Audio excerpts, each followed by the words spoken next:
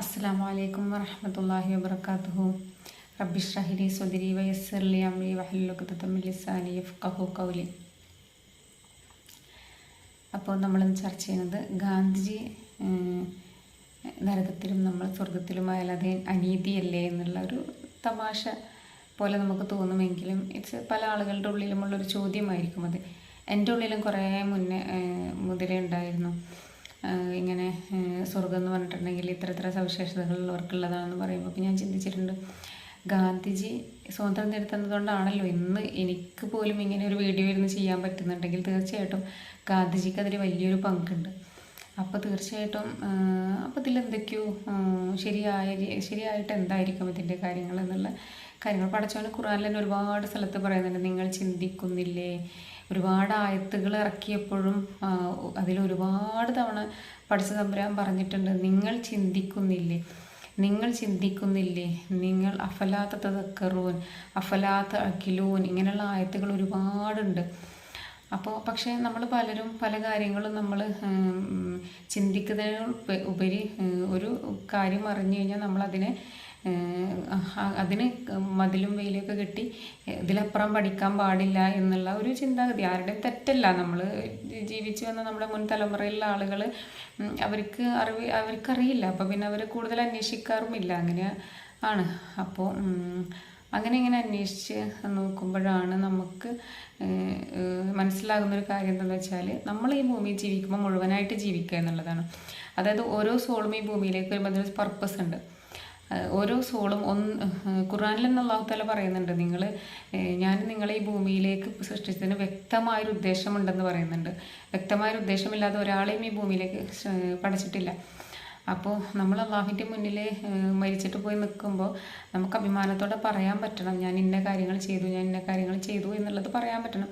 അങ്ങനെ നോക്കുമ്പോൾ ഞാൻ ചിന്തിച്ച് നോക്കുമ്പോൾ ഗാന്ധിജിയുടെ കയ്യിൽ പർപ്പസ് എന്ന് പറഞ്ഞൊരു ബോർഡ് പിടിച്ചു കഴിഞ്ഞാൽ അതിൽ എഴുതാനുണ്ട് എന്താണ്, അല്ലെങ്കിൽ അതിൽ എഴുതി വെച്ചിട്ടുണ്ടാവും, ഞാൻ ഇന്ത്യ എന്ന മഹാരാജ്യത്തിന് സ്വാതന്ത്ര്യം മേടിച്ചു കൊടുത്തു, അതുകൊണ്ടാണ് ഇന്ന് എല്ലാ മതവിഭാഗക്കാരും എല്ലാ മനുഷ്യരും സ്വാതന്ത്ര്യത്തോടെ ജീവിക്കുന്നതെന്ന് പറയാൻ പറ്റുമ്പോൾ അപ്പം ഞാൻ ചിന്തിച്ചു, ഞാൻ മഹാത്മാഗാന്ധി മേടിച്ചെന്ന സ്വാതന്ത്ര്യത്തിലാണ് ഞാനിരിക്കണം, എന്നിട്ട് ഞാൻ എന്താ പറയുക ഓപ്പോസിറ്റായിട്ട് പറയാൻ പാടില്ലല്ലോ എന്ന് ചിന്തിച്ചപ്പോൾ നമ്മളുടെ പർപ്പസ് കാർഡ് ഫുള്ളാണോ എന്നുള്ളത്, ഫില്ലാണോ എന്ന് നമ്മൾ ശ്രദ്ധിക്കുക.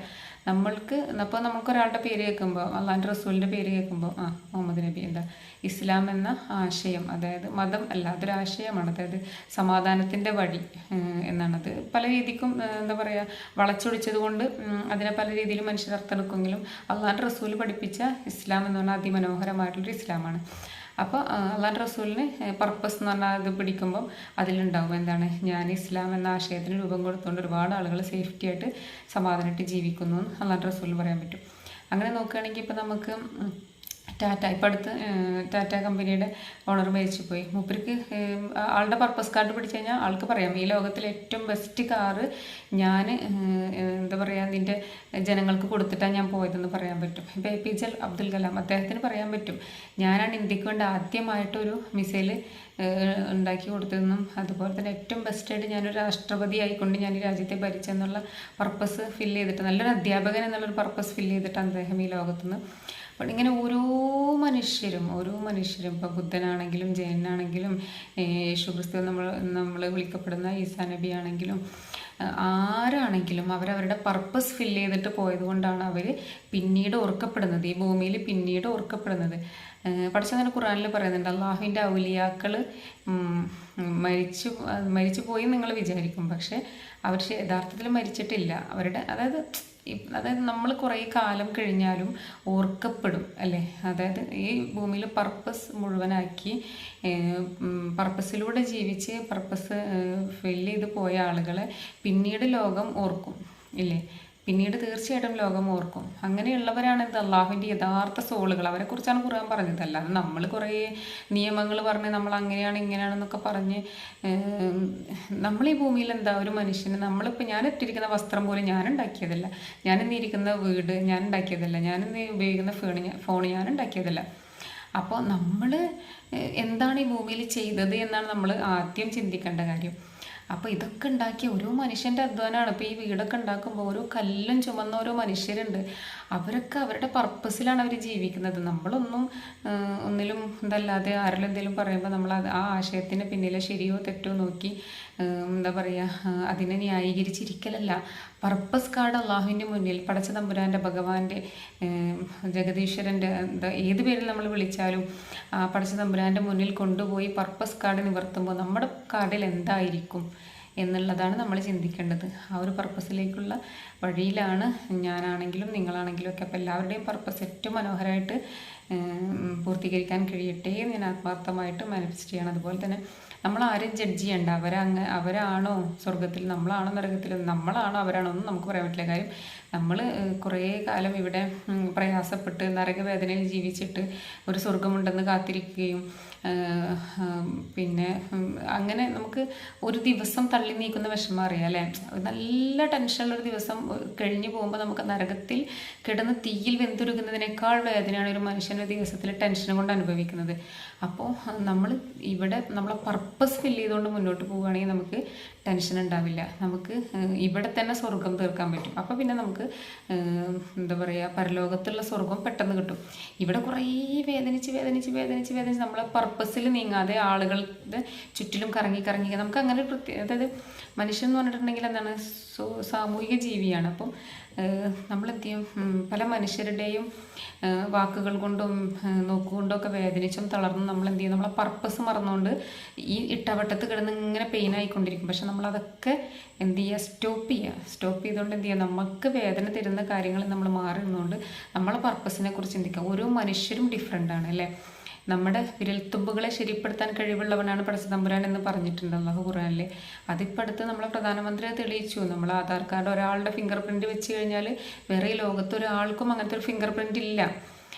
അപ്പോൾ നമ്മുടെ വിരലിന് അത്രമേൽ പ്രത്യേകതയുണ്ടെങ്കിൽ നമ്മുടെ ഓരോരുത്തരുടെ ഉള്ളിലും പടച്ചവൻ ഒരുപാട് പ്രത്യേകതകൾ വെച്ചിട്ടുണ്ട്. അപ്പോൾ ആ പ്രത്യേകതകളെ മനസ്സിലാക്കിക്കൊണ്ട് നമുക്ക് എന്ത് ചെയ്യാൻ പറ്റും, നമ്മുടെ ഉള്ളിലുള്ള ആ ഒരു സോൾ എന്ന് പറഞ്ഞാൽ അത്രയും പവറുള്ളൊരു സോളാണ് നമ്മുടെ ഉള്ളിൽ പ്രവേശിച്ചിട്ടുള്ളത്. അപ്പോഴാണ് നമുക്ക് ജീവൻ കിട്ടിയത്. ഇനി നമ്മൾ മരിച്ചു പോകുമ്പോൾ നമ്മൾ ആരും കാണാത്ത എന്തോ ഒരു സാധനത്തിൽ നിന്ന് പോകുമ്പോൾ നമ്മൾ ഡെഡ് ബോഡി ആവുന്നുണ്ട്. അപ്പോൾ ആ സോള് നമ്മൾ ചെയ്ത പർപ്പസും കൊണ്ടാണ് അള്ളാഹുവിൻ്റെ മുന്നിലേക്ക് പോകുന്നത്. നമ്മളിവിടെ ബോഡിയായിട്ട് കിടക്കുമ്പോഴും ആ സോള് അഭിമാനത്തോടെ പോയി നിന്ന് പറയണം, നീ എന്ന ശരീരത്തിൽ ഇരുന്നുകൊണ്ട് ഞാൻ ഏറ്റവും ബെസ്റ്റ് ചെയ്തതെന്ന് പറയാൻ പറ്റണം. അത് മഹാത്മാഗാന്ധിക്കൊക്കെ പറയാനുണ്ടായിട്ടുണ്ട്. നമുക്കുണ്ടോ എന്നുള്ളതാണ് നമ്മൾ പരിശോധിക്കേണ്ടത്. അതല്ലാതെ നമ്മൾ മതത്തിൻ്റെയോ ജാതിയുടെയോ വർണ്ണത്തിൻ്റെയോ വർഗത്തിൻ്റെയോ പേരിൽ നമ്മൾ വേർതിരിക്കാൻ ഭഗവാൻ പടച്ച തമ്പുരാൻ പടച്ച തമ്പുരാൻ എന്ന് പറഞ്ഞിട്ടുണ്ടെങ്കിൽ ന്യൂട്രലാണ്. അതായത് ഒന്നിനോടും കൂടുതൽ സ്നേഹമോ കൂടുതൽ ദേഷ്യമോ ഒന്നുമില്ല. എല്ലാ മനുഷ്യരും ലഹു മാഫിസ് സമാവാത്തി വമാഫിൽ അർദ്, ആകാശഭൂമികളിലുള്ള സകലതും അവൻ്റെതാണെന്ന് അവൻ പറഞ്ഞത്, അള്ളാഹു പറഞ്ഞത്. ആകാശഭൂമിയിലുള്ള സകലതും ഭഗവാന്റെതാ, പടച്ച തമ്പുരാൻ്റെയാണ്, അള്ളാഹുവിൻ്റെതാണ്. എല്ലാം ഒന്നാണ്, എല്ലാം ഒന്നിൽ നിന്ന് വന്നു, എല്ലാം ഒന്നിലേക്ക്. അപ്പം നമ്മൾ എന്ത് ചെയ്യാം, നമുക്ക് സമയമില്ല. നമ്മൾ ആരായിട്ടും തർക്കിക്കാനും പ്രശ്നം ഉണ്ടാക്കാനും നമുക്ക് സമയമില്ല. നമ്മളെ പർപ്പസ്, നമ്മുടെ എല്ലാവരും ചിന്തിക്കുക, നമ്മുടെ പർപ്പസിൻ്റെ ബോർഡ് ഫിനിഷാണോ ഫില്ലാണോ എങ്കിൽ നമുക്ക് എന്ത് ചെയ്യാൻ പറ്റും, തർക്കിക്കാനും ഇതിനൊക്കെ നടക്കാം. പക്ഷെ ഇപ്പോൾ നമ്മുടെ പർപ്പസിൻ്റെ ബോർഡ് ഫില്ലല്ലെങ്കിൽ നമുക്ക് പോയി നിൽക്കാൻ പറ്റണം. നമുക്ക് പോയി നിൽക്കുമ്പോൾ നമ്മുടെ കയ്യിൽ ഉണ്ടായിരിക്കണം പർപ്പസിൻ്റെ ബോർഡ് പിടിച്ചുകൊണ്ട് പഠിച്ചോനെ ഞാൻ ചെയ്ത കാര്യം ഇതാണ് എന്ന് പറഞ്ഞുകൊണ്ട് നമുക്ക് ചെയ്യാൻ പറ്റണം എന്നുള്ളതാണ്. പിന്നെ ഈ ടോക്ക് എന്ന് പറഞ്ഞിട്ടുണ്ടെങ്കിൽ ഒരുപാട് പ്രയാസപ്പെട്ട് എന്താണെന്നറിയാതെ കൺഫ്യൂഷൻ അടിച്ച് ജീവിക്കുന്ന ഒരുപാട് മനുഷ്യരുണ്ട്. അവർ എന്താ പറയുക, അവർക്കുള്ള മനസ്സിലാക്കാനുള്ള, അവർക്കിങ്ങനെ വലിയ കാര്യങ്ങളൊന്നും പറഞ്ഞാൽ മനസ്സിലാവില്ല. ഒരു സമാധാനം കിട്ടിക്കഴിഞ്ഞാൽ ഇത് രാത്രി നല്ലപോലെ കിടന്നുറങ്ങാൻ ചിന്തിക്കണ കുഞ്ഞു കുഞ്ഞു മനസ്സുള്ള വലിയ മനുഷ്യരുണ്ട്. അവർക്കുള്ളതാണ് ഈ വീഡിയോസ്. അതല്ലാതെ നമ്മൾ ഒരുപാട് പാണ്ഡിത്യമുള്ള ആളുകൾക്ക് എന്താ പറയുക, അവർക്ക് മേ ബി നമുക്ക് അറിയില്ല അത് ഏത് രീതിയിലാണ് പറഞ്ഞാൽ മനസ്സിലായ കാര്യങ്ങളൊന്നും അറിയില്ല. അപ്പോൾ നമ്മുടെ എന്താ പറയുക, എല്ലാവർക്കും ഓരോ പർപ്പസ് ഉണ്ടാവുമല്ലോ. അപ്പോൾ ആസ് എ സോൾ എന്ന നിലയ്ക്ക് ഞാനും ഈ കാര്യത്തിൽ ഒരുപാട് എന്താ പറയുക പഠിച്ചുകൊണ്ടിരിക്കുന്ന ഒരാളാണ്. അപ്പം ആ ഒരു അറിവ് വെച്ചുകൊണ്ടാണ് പറയുന്നത്, നമ്മൾ എന്ത് ചെയ്യുക, നമ്മളുടെ പർപ്പസ് ഫില്ലല്ലേ എന്നുള്ളത് നമ്മൾ എപ്പോഴും ചെക്ക് ചെയ്യുക, അതിന് വേണ്ടിയുള്ള ശ്രമം തുടരുക. നമ്മൾ കുഞ്ഞു കുഞ്ഞു കാര്യങ്ങളെ ഒരുപാട് ആലങ്കാരികമായിട്ട് കാണാതെ നമുക്ക് ചെയ്യാനുള്ള കാര്യങ്ങളുണ്ട്. നമ്മളെ ഈ ഭൂമിയിൽ സൃഷ്ടിച്ചതിന് വ്യക്തമായൊരു കാരണമുണ്ട്. അവ്യക്തമായ കാരണം എന്താണെന്ന് നമുക്ക് ലൈഫിൽ ഇങ്ങനെ ഗോ ത്രൂ ചെയ്യുന്നതിലൂടെ നമുക്ക് മനസ്സിലാവും.